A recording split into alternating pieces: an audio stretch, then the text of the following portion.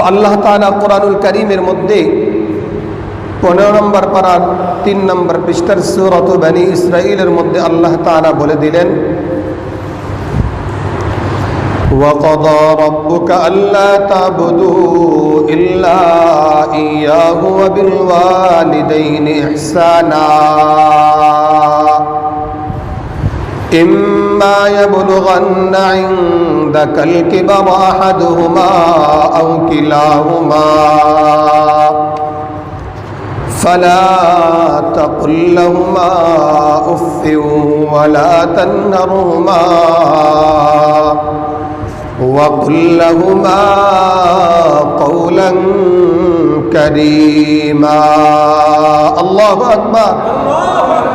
আল্লাহ তাআলা এই আয়াতের মধ্যে আমাদেরকে কয়েকটা আদেশ দিতেছেন। এক নম্বর হলো আল্লাহ বলতেছে আল্লাহ তা'বুদু ইল্লা ইয়া।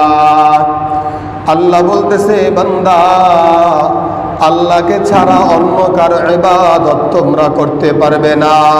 সুবহানাল্লাহ। তাহলে আমরা ইবাদত করি কার?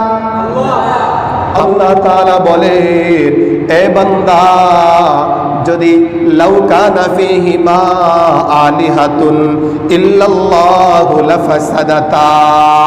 আল্লাহ তাআলা বলেন, বান্দা,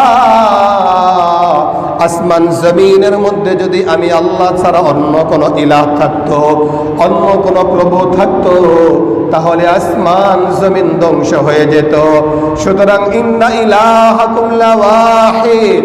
আল্লাহ তাআলা বলতেছেন, নিশ্চয়ই তোমাদের ইলাহ কেবল একজন। সুবহানাল্লাহ।